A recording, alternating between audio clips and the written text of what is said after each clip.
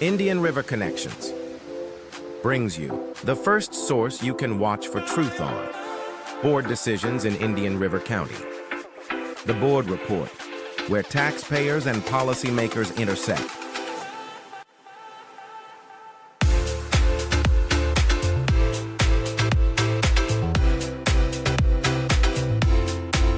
Be sure to subscribe on your favorite platform to get notified when we go live on Fridays at 7 p.m. Visit IndianRiverConnections.com for more. Sponsored by Gus Curran's House of Champions. Hi, everybody. Welcome to the Board Report, where we bring authentic truth and real conversation to educate our viewers. Right, John? We sure do. And thank you to Gus Curran's House of Champions for being our sponsor today, our presenting sponsor as well. Yeah, we got a great show lined up for you. We got P. Norman Grant in the green room, going to talk about his book, Tales of Young Patriots. What else do we have? And we've got Jennifer Pippin coming on our next segment. And then we've got the round table at the end of the show. So everybody stick around for that. Nice. Very good. Good. That's good. I also saw that Jennifer was mentioning the Trump's education EOs for the first month too. So I guess we'll talk about that, the executive orders for the education Department of Education. So that'll be interesting as well. Yes, it will. We have a great show for you guys today, so stick around. And, thanks again, thanks to the Curran House of Champions. He's helping us put this news out to all of you guys. And we've got a good show with Norman Grant and Jennifer Pippin. And we're going to talk about some school board stuff as well. We might even talk about some of that immigration that's going on with the scare that was in the news. Yeah. You know, talking about that too. Okay. Yeah, that makes sense too. Yeah, I think Jennifer will have a little bit more about that as well. That's cool. Good. Mm-hmm. Yeah. So go ahead, John. All right. Well, let's go ahead and toss it over to Gus Curran's House of Champions. We were right back on with P. Norman Grant and his book, Tales of Young Patriots. Tired of the same old workout? Come knock out your fitness goals at Gus Curran's House of Champions. Founded in 1996 right here in Vero Beach, Florida, our Hall of Fame trainers will push you to your limits and beyond. Whether you're a beginner or a pro, we have the perfect class for you, including the one-of-a-kind Rock Steady Parkinson's training. So come join the fight and unleash the champion inside you. Give them a call, 772-713-1157, or go to gchouseofchampions.com. Hi, Norman. How are you doing? Real good. Real good. How are you? We're doing good. So we get to talk about your book today, Tales of Young Patriots. Very cool. So this is a middle school and high school book, right? Yeah, it was meant to be, let's say, lower achieving history students who needed something easier to read. And I'm trying to get into curricula throughout the country. It's very tough to do it in public schools, as Jennifer can acknowledge. So I'm after independent schools. But what started me off was being a history teacher. I'm a retired high school teacher and college professor. But to get people who weren't interested in history so much to see the dramas that occurred with young people throughout history. And these are all fictional stories. I made them all up. So it's original stuff, which is very dangerous out there because if you're not part of Houghton Mifflin or the major producers, you're not going to get the gate open to you very readily. So it's very tough to be out there as an independent publisher. The publisher in town, Janet Serzit and La Maison, helped me edit and publish the book. But it was meant for easy reading students of middle school and high school. So your book's got about 170 pages. It's got like 12 short stories. Tell us a little bit about the sequence of those stories, how it goes from beginning to the end. Yeah, the beginning would be crossing the Atlantic Ocean, pre-colonial times, as the colonies were being formed, and how tough it was at sea and how a kid would be one of the heroes of the story. Because he actually sort of squeals on somebody who's taking too many lemons out of the big barrel that you're ascribed. You're allowed one fruit per day. So he finds out that the person who's been poaching some of these citrus fruits was a minister and it's kind of tough. He's going to blow the whistle on this minister. Right as they see land, they have an assemblage on board the top of the ship, and one of the lemon peels comes out of the pastor's pocket. So the kid sees this. He says, "Oh, what should I do?" But the moral of the story was they needed more ministers at the new land than to turn this guy in. So every story has a moral behind it, and it goes from the seafaring times to Desert Storm, and all the way through. Wow. I mean, there's 12 stories, so I'm on track to do another dozen. But it's key historical moments, and young teenagers can see themselves in these stories. That's great, because, today we're just having such a moral issue with our kids these days, moral principles, raising them in the school district, everything that we went through with the school district these past few years, with the wrong kinds of books in there. What are they learning from those books? It's nice to hear that you're putting something together that's going to offer some thought and principles and morals and things that kids can relate to. Everyone's got some moral. What's parallel is interesting that they're taking the books out of the libraries where Davy has two gay pelican moms, and it's like useless stuff sitting on the shelves. So as I was getting my book promoted, I went to actually the school at the Board of Education office and dropped off these books to the head of curriculum and her assistant. So I haven't heard back from them, interestingly, but they must have a lot of input. Well, I'm really not that sure, actually. How many people are writing patriotic things to replace the immoral things that actually are taken off these shelves? I wonder. So how long ago was that you dropped those off? That's about 6 months ago. Wow, that's a long time. I mean, yeah, there was no word back. In fact, I had one copy that had a couple of typos in it. So I put labels on each one. And one was, this is the edited copy, and this is the pre-copy. So I said, just interesting, would you get back to me and said, which of you found on page 6 the word heard instead of head? And so it was just a test to see if they would get back to me. And then nobody got back to me. Read it. No. But Jennifer's doing a great job. She's, she would like to replenish some of these empty spaces in the libraries, at least. What I'd love to see is it actually become part of the curriculum, or at least on a reading list. I mean, when kids, I'm not sure what the homework burden is these days. When I left, I retired about 5 years ago. When I left, homework was becoming illegal. So, I'm not sure if you have 4 days off, you've got, a holiday weekend. I'm sure that the homework load is so little these days. This is the perfect thing to have for a homework assignment, just to read casually. I mean, each one of these stories is about 20 minutes apiece. Mm-hmm. And I also included objective multiple choice questions and writing prompts, which actually makes you think, what would you do if in this situation? Like the second story was the witch tales of the witches. It was a new take on the Salem witch trials, and what created this hysteria about witches and demystifying what these people were hung for.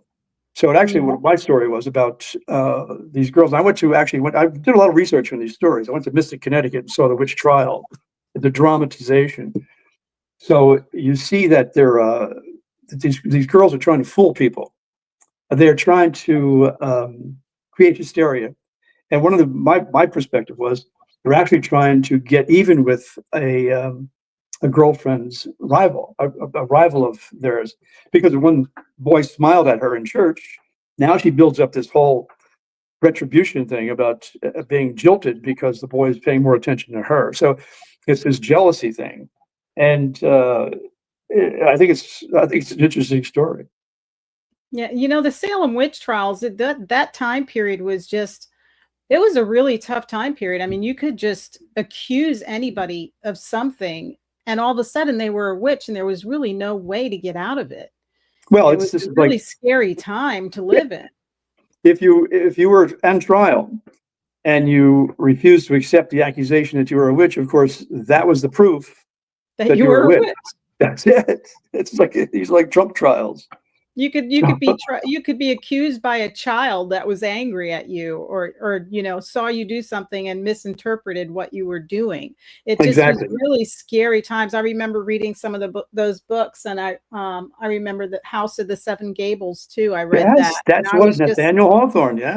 Yeah, and I was like, man, this is crazy. It just goes to show you mob rule is so bad. When you go into Mystic, Connecticut, you see a big statue of Nathaniel Hawthorne. That's the big statue with the big cape on. And when we were there, it was actually a witches' convention. And so all these people were dressed up. It was like around October. That's strange. It was October. So all these people were there dressed up as witches, and it was a pisser. It was fun. So they do that for fun? Just to dress up? Yeah, it's a convention, and they call it a Wicca or witches convention, and they have them all over the world. I mean, they come in from all over the world. But they want to impress people. Oh, I really have some voodoo for you, But the point of the story was that big hysteria can be caused by little enmities, little rivalries, and how kids in class. I mean, just imagine.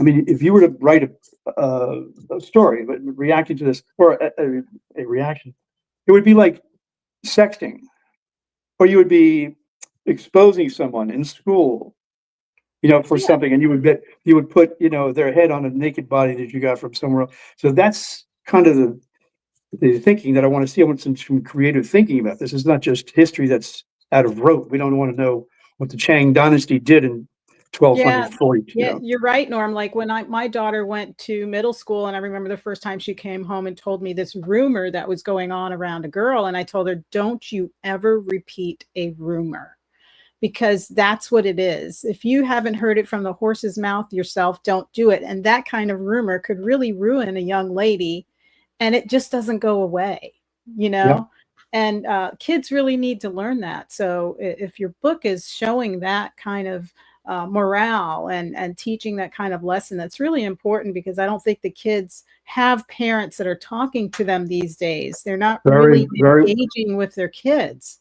Very well said. The end of that story is she confesses, and she walks away with the new minister in town, and sort of confesses.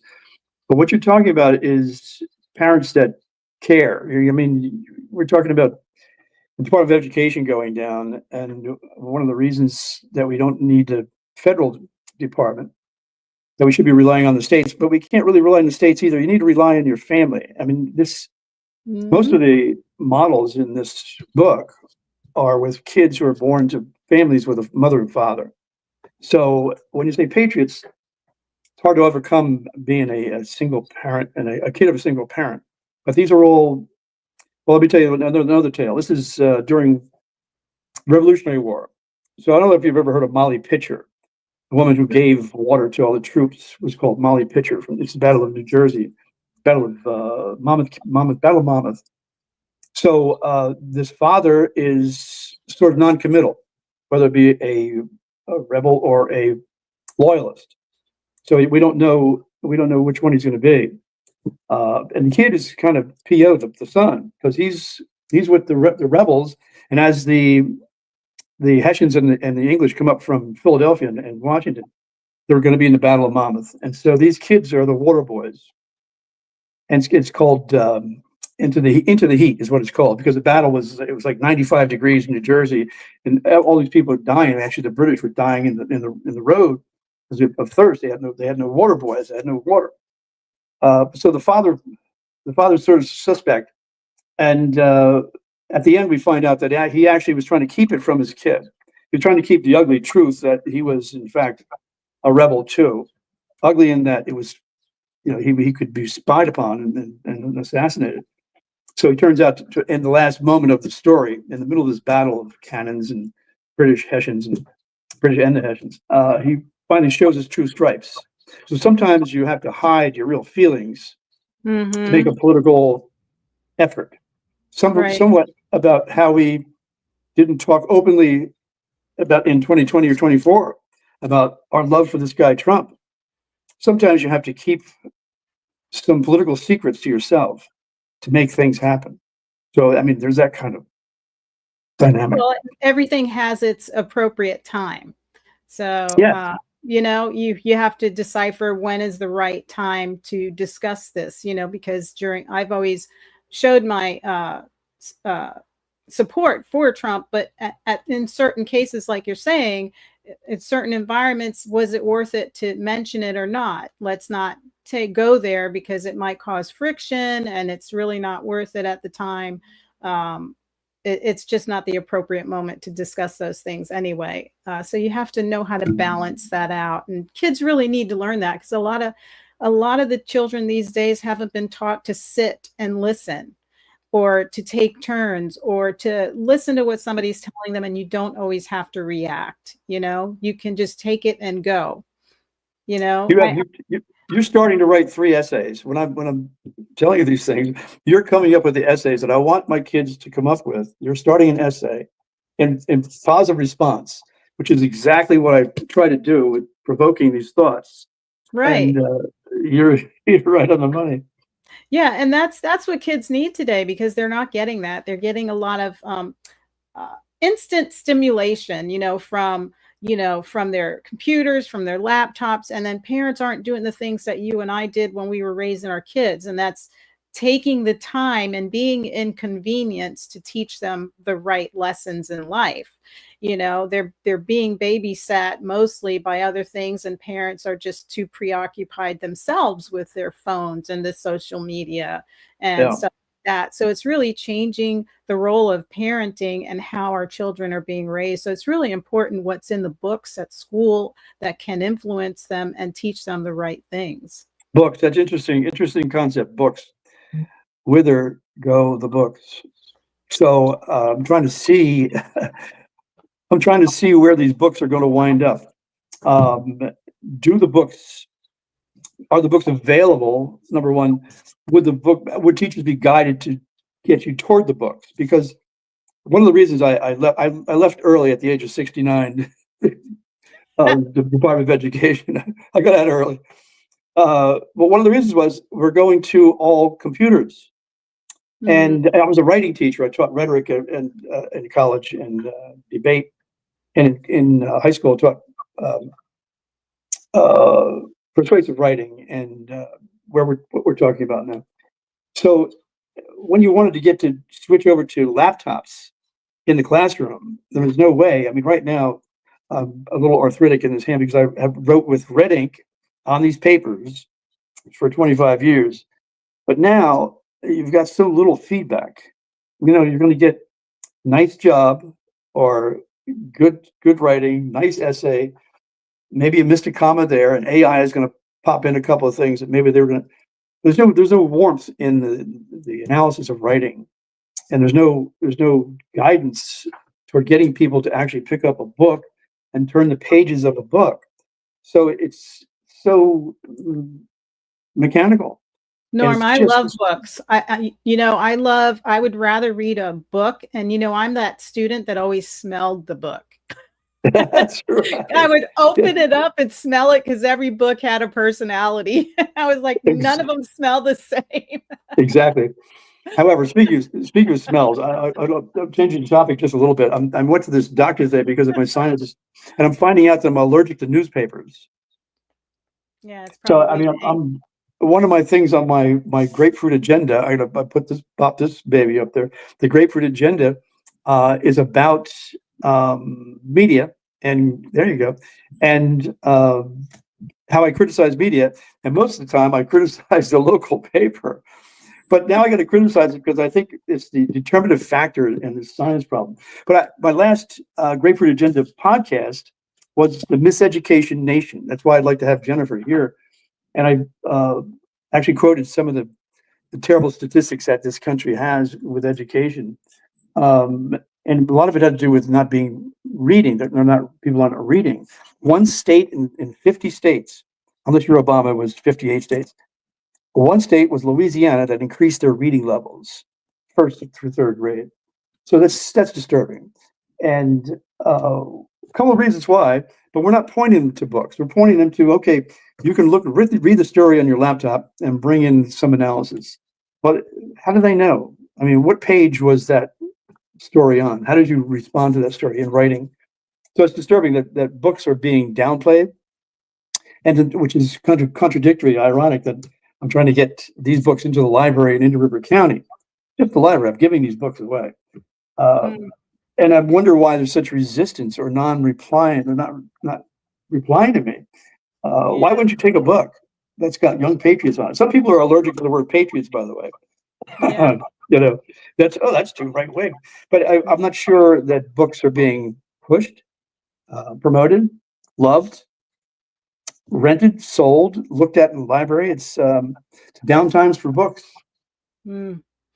Yeah, the school district is definitely taking a lot of different innovative avenues with books and laptops. All the kids have their laptops. They have laptop carts for certain classes where they bring all the laptops, work on the laptops. I know that when I left the school district, we were still ordering books for the library shelves. But as you know, Jennifer Pippin had found that those books, that they were ordering wrong books. And they've been working diligently on keeping that clean and looking through the textbooks. Well, thank goodness. With that being said, thank you, Norman, for coming on, Norm. And we will be joining Jennifer Pippin after this commercial. So I'm going to ask everybody to please stick around, and we'll be right back after this commercial break. Yep.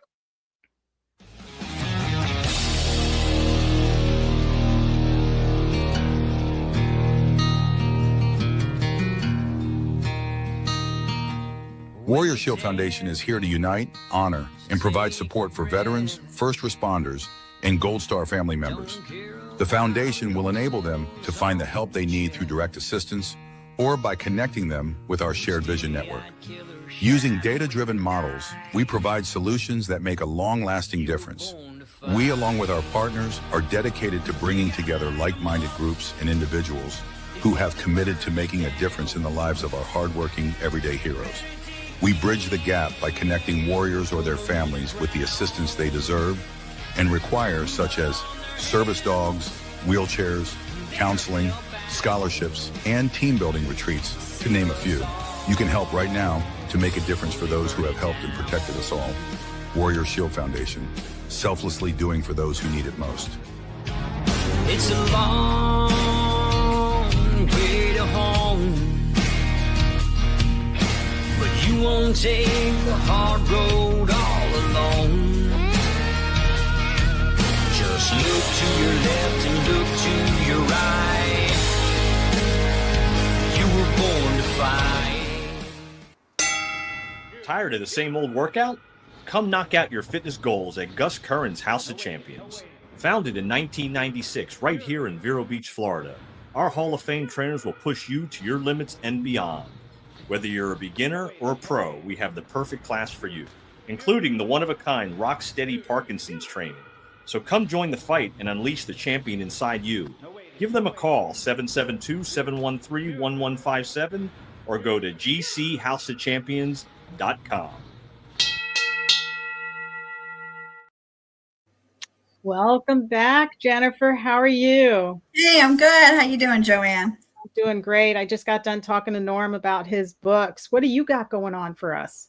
Oh, hey, there's so much to talk about. I don't know where you want to start, but yeah, we're trying to get Norman's books into our middle and high schools in Indian River County. So they're pending right now. We drop them off. They have to be read by district staff. And then once they are approved, they will be placed in the high schools and middle schools. But it's been taking a little bit of time.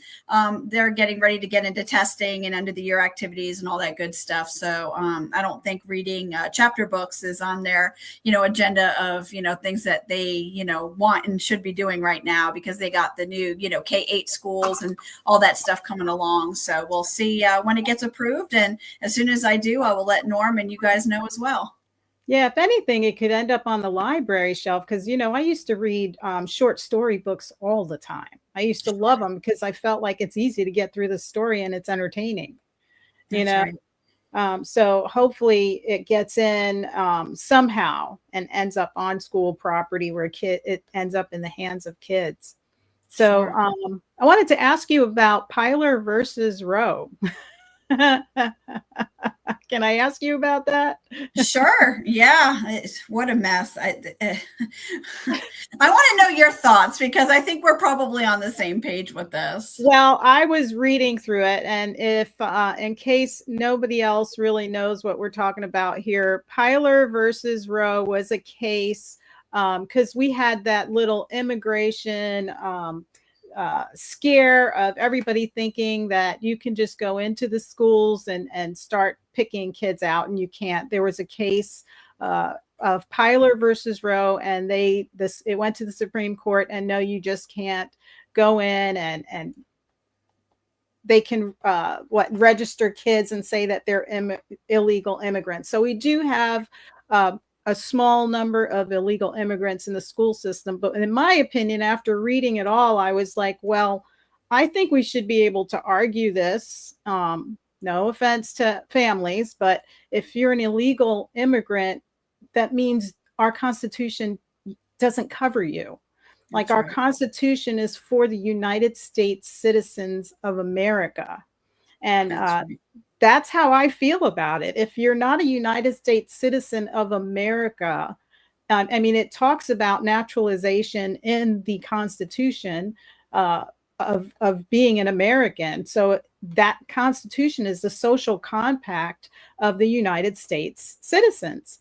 So I think it should be argued that way, like, guys, why does it cover people that don't belong? Yeah, we agree on this 110%. And I knew, and when we were, texting back and forth today and sharing that information and looking at, what SCOTUS put out, but it's more than even just the school. So now, are these children getting free breakfast and lunch? Yes. That, taxpayers get all the benefits. Right. The services, are we getting full, funding for these children, or is it coming from taxpayers and not the federal or state governments because, they're not documented? So, for years, I sent my first public records request. I think we talked about this, the last show I was on, where I was sending public records requests asking if there was any undocumented teachers or students. And I always got the answer, no, no, no. Well, I actually sent one today because I knew that I was going to come on the show, and it was kind of a hot topic. And it was also in, a local media outlets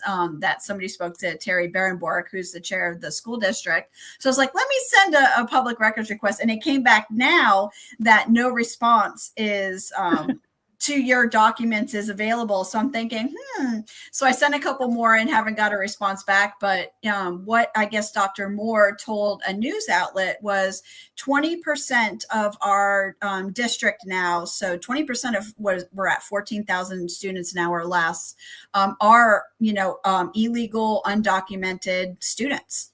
Mm-hmm. Yeah. Yeah. And I know that because when I worked at the school district, I saw parents coming in and they didn't speak a lick of English. And when you asked for ID because of the Raptor, you had to ask for ID to enter into Raptor if they were picking them up early. And they would show me a passport from another country, not a visa, not anything, and that's all you need. All you need is an address to put the kid in, and that's it. And then they get the what do you call it? The learning language classes, the SEL. They get free lunch, breakfast. They get free breakfast. From what I understand too, they get to go to the health department and get all the vaccines and the update, all that kind of, thing to within the first 30 days. I've been doing a little bit of research today. Within the first 30 days, they're offered all of these free services, again, paid by taxpayers for them to be able to attend school. So 20%, according to Dr. Moore from a local news outlet, if that news outlet's accurate, are it's a lot. Then they're mostly out of Fellsmere Elementary. But again, according to that local news outlet, they are not going into the schools and pulling children out. No, they're just taking violent criminals, Joanne. Yeah, they're not going to do that. And I was reading that article in Vero News where they were talking about, Berenborg, saw it on the Facebook page, and then Peggy Jones. It's like, no, they weren't doing that at all. And they're not going to do that because of that law, that Pilar versus Doe. Right. And like you said, they were looking for these violent criminals, and they had them tracked down, and they were driving a vehicle. And guess what? They just picked everybody up from the farms. So Right. you had a lot of other illegal immigrants in the back that didn't cause crimes, but the fact that they're illegal is their one and only crime so far. So it is a crime. So they did get arrested, but the ones that they were really hunting, that were the violent ones, were the ones that they turned over to ICE. That's right. Yeah. And the sheriff's department is working with them. I mean, they've come out and said that publicly, and they've done, YouTube videos and Facebook things and things like that. So it's no secret. So when, I saw, from that news outlet that people were talking about this on Facebook, again, that kind of scare tactic, we saw that a lot with COVID, is absolutely not the case, absolutely not happening. And, with 20% ish of, our students that are, undocumented and don't have, the social security number and things that, you and I had to register our children with, when they started school, they don't have to have those documents. Yeah, and some of that information, it's being directed to those people, because remember, we had that rally, and I went and tried to interview people in the rally, and then I went to the web pages of some of the people, of the Facebook pages of some of the people, and I found Mershon working with one of the people, talking with one of the people about the rally happening that weekend. So I'm like, isn't Mershon on the work group? Desegregation work group, and she's participating in this, influencing these people as well, because she knows better than they do. I was talking to them, they didn't even understand our election laws, on how the one girl who said she was the organizer said that she only voted for the president, and only the president and their family came over through amnesty. And I says, well, the president's not the most important person you vote for. The representatives are. They're the ones that create the bills, and then it goes from there to this. Oh, I don't know anything about that. I just love people. So I'm like, I was convinced, in my opinion, that people like Mershon and her friends were an influence here, because these people don't really understand what they're doing. And the right way for them to have actually done that rally was to hold up the American flag and say, we want to be citizens, not my Mexican flag, the country that I ran away from.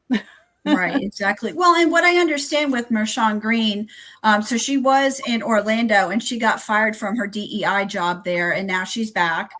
So I don't understand why these people don't help these illegal immigrants become legal. Why don't they help them out of the kindness of their heart, fill out the paperwork, or tell them where the offices are, or be a resource to them and truly get them here, legally, and help them get, all these services if they need, and not continue to just advocate for them to be here illegally. I don't understand why, they're not doing this, especially, a lawyer who could absolutely, probably donate time to be able to fill out this paperwork and be here legally. So I don't understand. Of course, people have the right to, peacefully protest, as long as they're not blocking streets and they can do it on sidewalks and things like that. They absolutely have that right. But I don't understand the people that are organizing these protests, why they aren't helping these people be here legally in the United States. And teach them the resources they can go. I mean, but in my opinion, I think it's because they are just using them to create havoc and chaos in our towns, and they're not even including them in their own agenda. Like, the NAACP doesn't care about anybody else but African American kids, and want to convince everybody that there's segregation in the school, which there isn't, and there's no racism. The only racism I see, in my opinion, is the NAACP creating a systemic Black racism, because when you fire people, when you start counting people and saying, well, for every 4 white people in this advanced class, we've got to have 80% of Black African Americans, not even Jamaicans, not even Haitians, but Black African Americans. Right.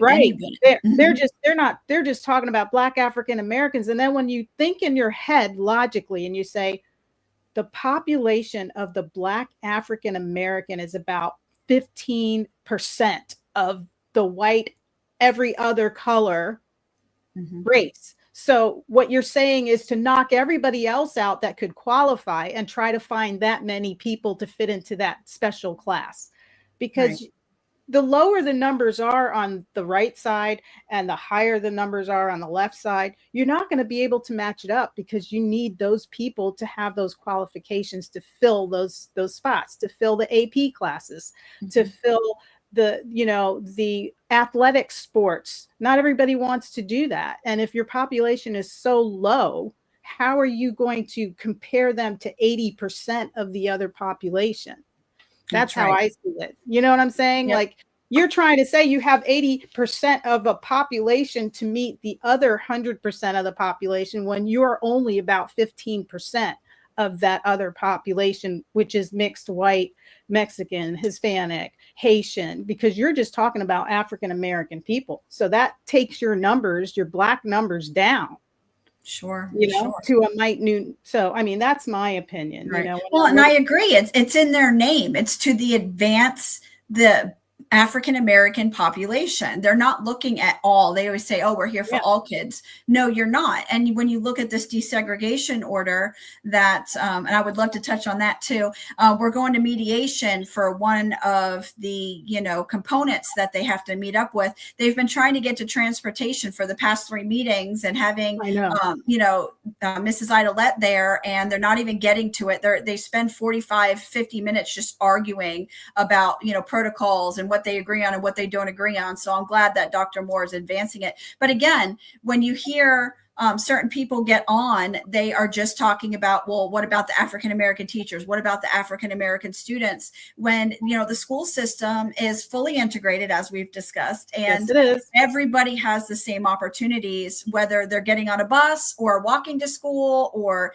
getting lunch or classes or activities, clubs, sports. So, really the only people holding this back are those representatives of the work group on the NAACP. I missed that last meeting, but the 2 meetings before that, they were still stuck on the definition of retention and those things. Were they still talking about that? They still were this time. They were talking about data, and they wanted more data, but that wasn't for the KPIs.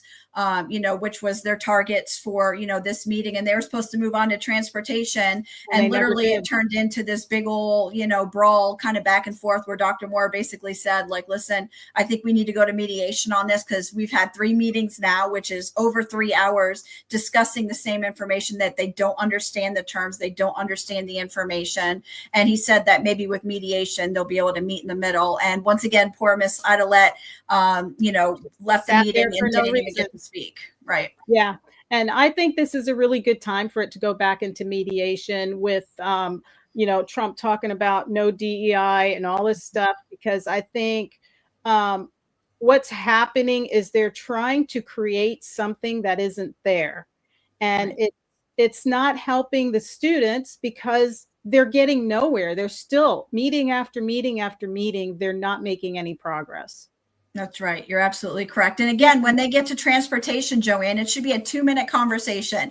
Hey, okay, where are we at? Okay, this is what the data shows. This is what everything shows. Okay, is every child, Black, white, Hispanic, biracial, anybody able to get on a bus? Yes. Are they able to walk? Yes. Are they able to bike to school? Yes. When they go on field trips, are they allowed on the bus? Yes. So literally it should be a 2-minute conversation. Yes. Everybody, all races are allowed on transportation for the school district. Case closed. So hopefully they'll be able to get through that, but they couldn't get past, like you said, the difference between retention and, just and basically word salad is what I called it. They were just looking at different data and wanted more additional data. That's what they've been doing since I've been paying attention to the desegregation order. They just want more data and more information, and just, prolonging the process of reaching unitary status. That's costing us taxpayers about $105,000 ish a year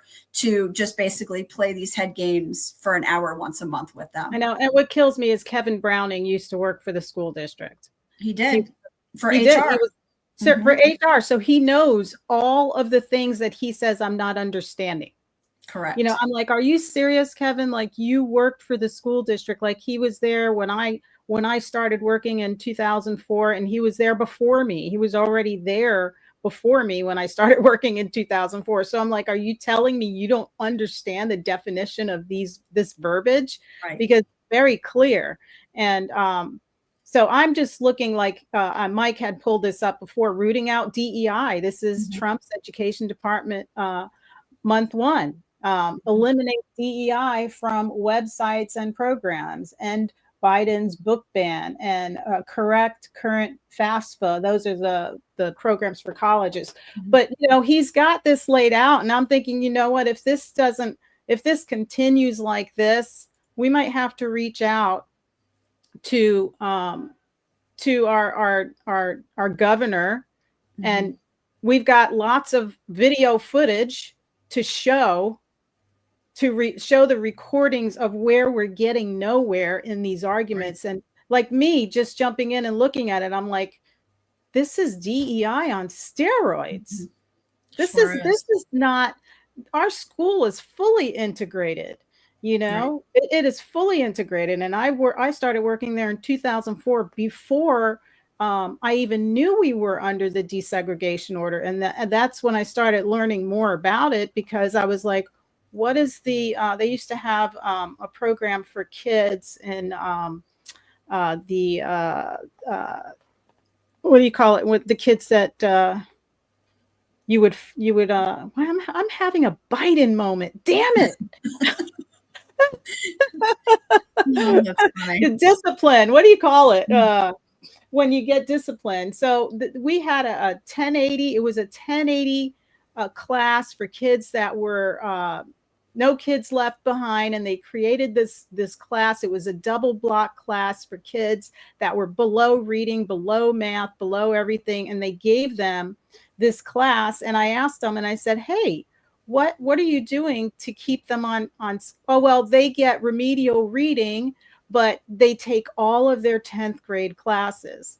So, I kind of digress there, but I saw a lot of things back then that weren't right, because the kids were still being pushed into reading history at an 11th grade level, but they were taking a reading class for a 7th grader.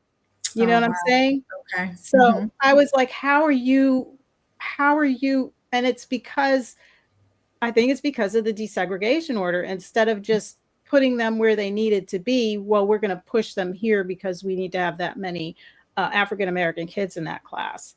The school system kind of needed to upgrade, but that was way back then. And now, when I worked in discipline, I used to see a lot of things also. We had a lot of kids that were there with a 2.4 grade point average, but they're pushing them into these classes that aren't doing them any good.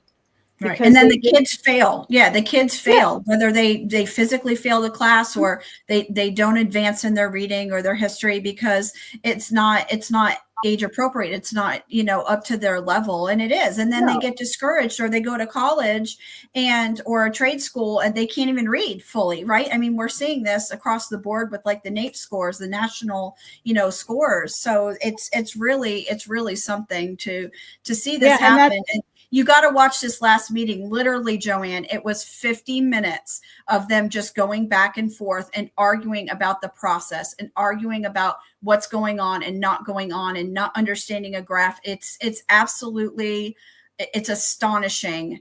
And I'm so happy. I'm actually very, very proud of Dr. Moore for putting his foot down, saying, listen, I think we need to go to mediation on this. And this is what I'm going to advise our attorney, because we're not getting anywhere. And we spent 3 hours on this and we don't agree. So we want to move on to transportation. We want to move on to these things. And hopefully, the mediation will, be able to push us through on that and be able to get past that milestone. Yeah, I'm glad he did that too, because at the meeting before the last meeting, his attorney mentioned it because they were getting nowhere. And he mentioned, well, maybe we need to go to mediation, if we can't come to an agreement. Even with the scheduling of dates, there's so many people on their side that they have to all coordinate. It's really hard to coordinate when you've got 5 and 6 people on one side, Well, no, you have to coordinate to us. Yet we have 4 people on our side usually, and they've got all these people that can't well, we have to talk about that. Right. And it's like, why can't you just look at your schedules and put it in there and make it a schedule? Right. I think they have too many people on their side, and the attorneys really should only be there like our attorneys there, to help with certain things, not really run the show. Right. I think their attorneys are very, very, very involved. I feel like I'm in a courtroom. Mm-hmm. Right. It does feel like that. Sure does. Yeah. So let's take a break. Let's do a commercial break, and then we'll wrap it up with the panel.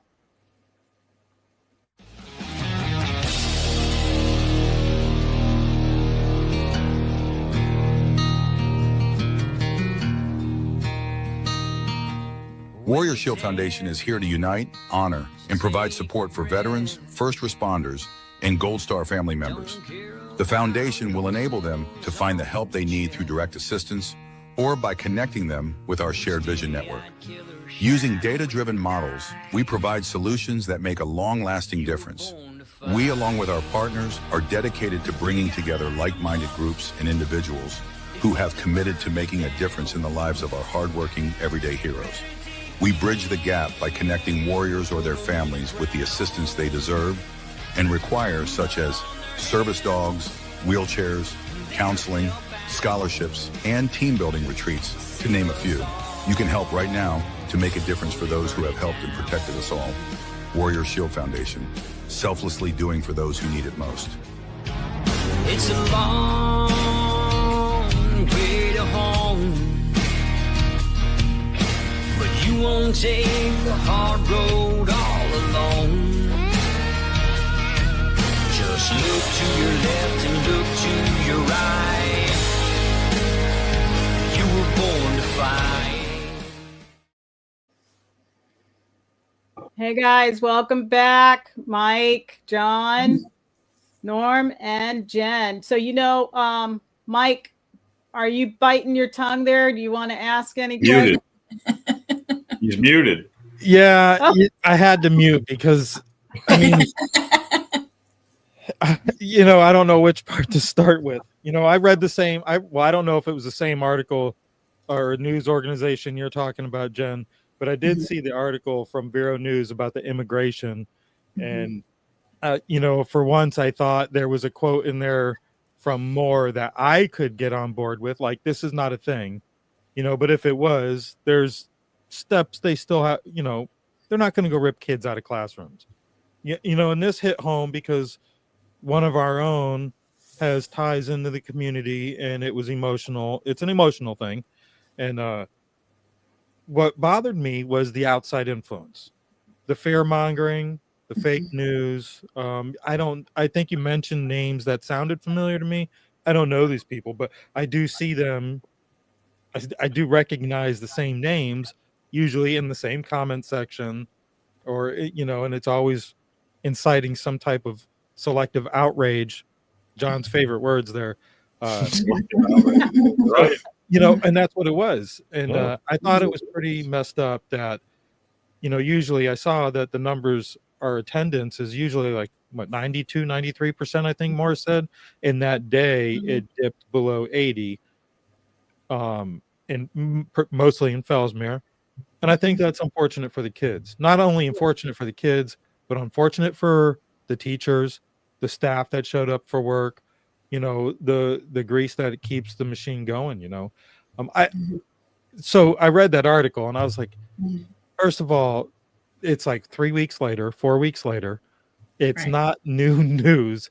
It's again, selective outrage. Why are 2 days ago, are they posting an article about this now? Yeah. And to me, it set off like an impression that Barenborg only picks up her phone every other week. Like it just happened. Like, come on, this is not well, new. and look what's happening on Monday. There's a school board meeting. So again, like John always says, and John knows, same thing happened with COVID. Right before there was a school board meeting or something, going on, or superintendent workshop for this month. They have both on Monday because of spring break. So guess what? We're going to put something out about the schools, right before the next school board meeting. And like John says, it's selective outrage. And now people are reading that this weekend, and school board meetings on Monday. Yeah, because it's a cattle call is what happens, because the media fuels it. So then our local media fuels it, obviously, too. So then you get this cattle call to where you're going to have all these people show up. And like Leo just said, putting more gas on the fire to put it on it. So now we're going to go to the meeting and we're going to walk in, and instead of being 8 people there like it has been the last couple of times, except for that one little group of ladies that holds a flag, that you're going to have a whole room full of people that are going to be all outraged by this whole process, because it gets them worked up, because you have to protect your mind and control your emotions, so you can't get emotional about it. So that's why I always put it in that perspective, that it's selective outrage, so you don't get emotional about it, you don't get concerned about it. They don't see it. They don't see for what it is. They're only going to do what they're told to do and follow the narrative and be that. Like, even if they read fake news or Vero News, I mean, it said right in there that they can't just come in and take kids anyways. It's law. There has to be a warrant process, and it's not like law enforcement isn't in our schools already anyways, and I don't know of, I mean, I know there might have been some shady resource officers, but I haven't met one yet who wasn't in it for the right reasons.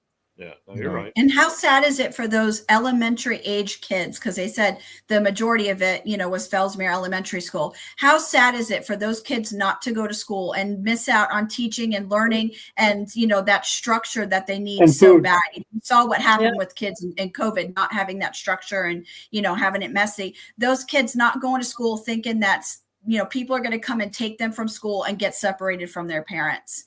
Right. And all because of a couple people, again, wanting to stir the pot on social media and create this chaos, not putting children in their best interest by spreading false and, just blatantly wrong news. And again, they did the same thing with COVID. They would be the ones that come in and say, listen, we need to keep schools closed. We need to mask these kids. We have to wear masks everywhere else. Everybody should get vaccinated. My kids got vaccinated because I don't want, to kill other kids. So it's that same thing that we're seeing. They try to create these hot button topics to get everybody stirred up before, the next school board meeting or big event with the school district. Yeah. Norm, what do you think? Well, I was going back to what does it take to be a citizen, and no one in the school system seems to be encouraging people to become citizens. So what class is teaching how to become a citizen? In the last story of my book is about a Cuban guy who's serving in Desert Storm, and he comes back to Miami. And he does a naturalization ceremony, because all the people, this is, I think, George Bush time, where he said people who served in a war zone, even overseas, anywhere, if they took the naturalization test and passed it and said the naturalization pledge, they would be citizens. So that's one option, joining the military. I'm not sure how many people from Venezuela would come up here to join the American. That's one of the things in the book, is the guy's brother is complaining, you're gonna go fight against Cuba? No. So it's kind of contradictory, but there's a burden to people being here, and the school system should teach that burden. And there goes the naturalization oath of allegiance to the United States of America on the back of the book. Yeah. Very cool. I like that. Awesome. Yeah. It is. I had another question for you, Norm, about the books. What you said, there was another dozen coming out. Yeah. Are these based around the same time frame? No. I want to, time frame, yes, but different dynamics. I mean, I want to do something about the railroad. I want to do something about Florida. I need a Florida story. I need something pre-electricity, turn of the century. So these are historic times, and I want to see how young adults would identify with these. This is perfect for 7th graders, by the way, Jennifer. We're talking about reading levels. This is a perfect average 7th grade book. I would say low reading freshman in high school, sophomore in high school would be doing this, and for the purpose of being on a reading list, or God help us, a curriculum. But I mean, just to have it as extraneous material, extracurricular, or even the libraries, that would be cool, because this is a way for young people to identify with what a patriot is. I mean, these people aren't coming here just for food. Well, maybe they are. Some are coming just to cause havoc, but some of them are coming, maybe I got a country I can love. What percentage of those people are doing that? Yeah, I mean, for me, the whole immigration thing, I live in that community, the whole becoming a citizen. I think if you come here, you should be you On the should be path. coming here to become an American. You know, that's the great thing about America is you don't have to be from here to become an American, and that should be your goal, being here. And I think stories like that are pretty critical. You said you were a writing teacher. Yeah, I wrote for magazines. I wrote a screenplay. I wrote mostly essays, but I've like taught writing. What I did was taught persuasive writing and people to be able to think. I mean, we need critical thinking teaching. That's what we need. I mean, I taught history from the Qing dynasty down to the civil rights era. But kids need to think, and you need a book to think. I'm not sure you need a phone to think. In fact, I told kids in my classes, I said, you've got enough. You're soaking in enough information from all the other writers. Why don't you go write something yourself? And so, just to disturb them a little more, I said, you got to come back with a little piece of fiction, just a story, a tale. Make it up. Don't be obscene, but make up something. At least you get your brain going creatively. The other thing was when I was in Vietnam, I had served with people who were there. A guy was from Poland, and he was there for the purpose of becoming a citizen. He knew that serving in the armed forces. I saw people from where was it? From Puerto Rico and Cuba, but they were serving in the military forces because they wanted to become an American, and they love the country through defending it. And a lot of people don't know what these borders are. A lot of Democrats don't understand what a nation is. The Democrats. So when you teach kids what a patriot is somebody who loves their country. It could be Venezuelan patriots for Venezuela. I hope that happens another day. But we want to teach kids how to be cognizant that there's a country here. It's not just your school or your baseball team, but it's a country, and there's a flag for this country, and that's why it's a red, white, and blue story. Yeah, you're absolutely right, Norm. And I like how you touched on we need to teach kids how to think, and that's what these the classical school is. The classical school is going to focus on education and teaching kids how to think and how to rationalize and reason and, deductive reasoning, which is great because we've got 4 schools transitioning K through 8. What is that? Fellsmere, Pelican Island is going to be the classical school, Osceola, Magnet, and Rosewood, right, Jen? That's correct. Yeah, so they're going to go K6 this coming August. And then the next school year, it's going to be K7, and then it'll be K8. So they're bringing those students that are in 6th grade up through the levels, before they get to high school. So in 3, school years, it's going to be those 4 K8 schools. So they're doing one classical, right? One classical, yeah. Pelican Island Elementary is now going to be like Pelican Island Magnet Classical. They were working on that name, and I think they finally finalized it the last school. I'd like to define for the parents what classical liberalism is, and it is not Democrat liberalism. Parents need to know what that classical liberalism is. Sure. Yeah, they're going to be doing lots of like town halls and meetings on that. And I guess they already have like a group of families and children who are going to start, that classical school, starting next year, school year. So in August, it's just a couple months away. So it's going to be exciting because, we've lost so many, families over the past couple of years and getting these stats today, 20% of our school children are not even here legally. So it's insane. I don't believe it. The numbers and how they add up. I don't believe it. How is he even getting that number? Yeah, right. Good question. I'm going to ask that on Monday. They're not supposed to. They're not even supposed to ask, according to what Thomas Augustus is saying, because of the Supreme Court decision. Yeah. I bet you he's doing an average, because when students sign up in school, you have your race in there. Yeah, so he's probably looking at the average and just saying, well, if it's 40% Mexican and this race, it's probably this much. I have another one for Norman.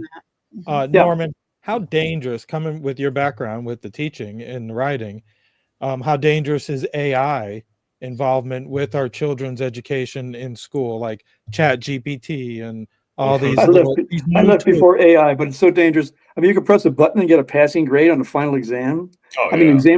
exams are taken online. Yeah. How do you do that? Yeah. Yes, I know, right? It's dangerous. It It's is. crazy to me. I'm not even. Yeah. You know, our high school used to have a business class, and all the advanced students got into the computer system. And I forget the name of that program. I don't know if you were around, Jen, but it was like years ago, and the advanced students got into the program and made them all pass. Checked it. Oh my God. And they would get a certificate to take to college, and they canceled the program because of that.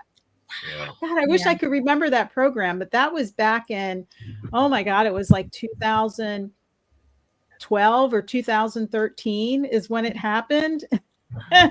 Before we go, Jen, I want to ask you, if you were to give, I mean, I'm sure John's got some questions, but before I shut up, if you were to give our district a grade for the past month with their cooperation or their progress, what would you give Dr. Moore and his administration?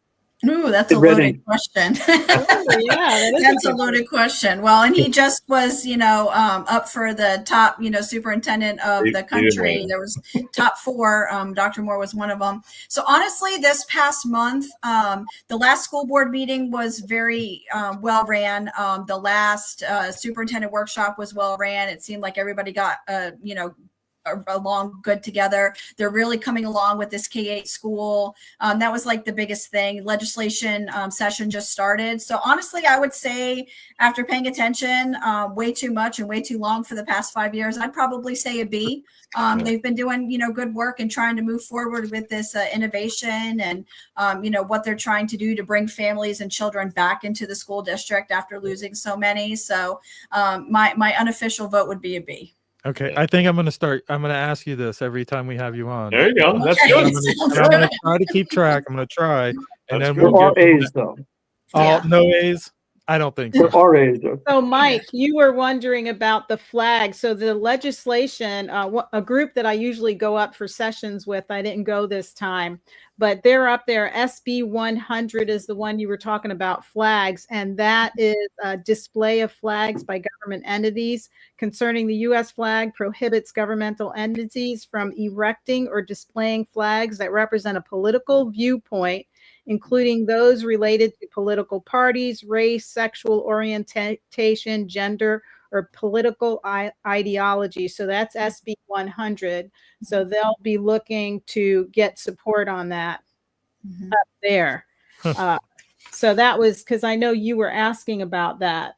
I don't remember, but I'm sure I was. And that failed. Yeah, that failed last legislative session. So that got voted down. So for it to come back up and have a House bill and a Senate bill, companion bill is what it's called, is good news. And hopefully it will, get taken care of this time around. What do you think? What do you think we got? Because I mean, Trump was supposed to sign an order about the Department of Education today. Did he sign that yet, or is that still in waiting? That I'm not sure. I don't think he signed anything today, like that. I know they're working on it. They're working on the logistics of it. You might have a little bit of inside information, maybe, or feelings about what we can look forward to see when it comes to the Federal Department of Education. Do you have want to make any predictions? Over the next Well, I week can or tell two? you 100% that they are working to eliminate the Federal Department of Education. Tiffany Justice has been helping, President Trump with this. She actually took a picture with him last week. We put it on our Facebook pages as she was in and out of committees with him and things like that through the Heritage Foundation and Moms for Liberty. So they are looking about eliminating it and bringing the power back to the states and the locals. So it 100% is going to happen. I couldn't tell you what day. I'm not that inside, but I know even when he hired the lady who's running the Department of Education Linda now, McMahon. he told her, it's going to be a temporary position because we're going to eliminate the Federal Department of Education. So That's you have a temporary fantastic. position. Yeah. They're also bringing up the term limits again. That one's on SJR 802. So that's term limits for school board members and county commissioners. Going from it's at to 8 years. To 8-year term limits. How long do we have until the next elections? 2016. Or 2026. sorry, 2026. Sorry. Mhm. Okay. We're going backwards. Yeah. It's kind of like we're in 2016 all over. Right. Again. I know. Yeah. Yeah. John, you got any more questions? Not Kind of really. I took just over the whole panel on you. I'm no, sorry. you're fine. No, not at all. No, that's right. I just wanted to mention, Norman's P. Norman Grant's podcast, the Grapefruit Agenda. It's a great piece of work that he does there. It's very informative. There we go. Very informative. Check him out on Spotify. I listen to him all the time. He Last on one our was team. the Miseducation Nation was the last episode. I love Miseducation your titles. Your titles are awesome. Yeah, they're I love fun. your They're titles. catchy. Oh, backwards. Yeah, they're catchy. They're good. You have Okay. that experience. You're kind of like I am with the titles. I like that. But yeah, check it out. I listened to it. He was on the TGI Now podcast before. Maybe we'll have you back on again as well. Have you come back on the TGI Now podcast too. Great. And we appreciate you being a part of this. And obviously, we want you to be a part of it moving forward, to be another contributor to what we're going here with you and Jennifer and Thomas Augustus from Sunshine Journal and I got stuff. what's that? I got stuff. Oh yeah, and CJ at the Spark Free Press. So we're trying to bring everybody together to do all these type of contributions to this board report. Sponsored by House of Champions. So we appreciate you. Yeah, and make sure check out Norman's book on Amazon. Yep. I don't know if we have it in the comments section yet, but I'll we'll put it on the definitely comments. make sure it's out there. Yeah. Yeah, for sure. But thanks again, guys, for joining us. Make sure you like and subscribe, share with your friends. Thanks again, Jen. Thanks, Norman. There was something else I was going to say, and this is when I forget it. This is when that's all right. This is where I forget it. So. No, that's all right. It's okay. Save it for the next one. I did notice, Jennifer, the last board meeting that you missed, unfortunately, was like the shortest board meeting in the last Ever. 5 years. I couldn't believe it. I was like, wow, how ironic, the shortest board meeting ever, and you're not there. So. Figures. That's the third board meeting I've missed in 5 years. So I literally, it was, and I went back to watch it and I felt the same way. I was like, oh, that was it. So I couldn't believe it. I was like, holy cow, that's crazy. Right. Yeah. It wasn't a loaded agenda, not a lot of discussion stuff. So it was like, you turned it on, you turned it off. So yeah. All right. Good. Well, hopefully I'll be Thanks, there Jen, for everything you do. Yeah. Oh, thank you guys. I appreciate it. Thanks for having me on. This is awesome. Good stuff. I appreciate it. 100%. Thanks, everyone. Thanks, guys. And we'll see you next week. Yep. Indian River Connections brings you the first source you can watch for truth on board decisions in Indian River County. The Board Report, where taxpayers and policymakers intersect.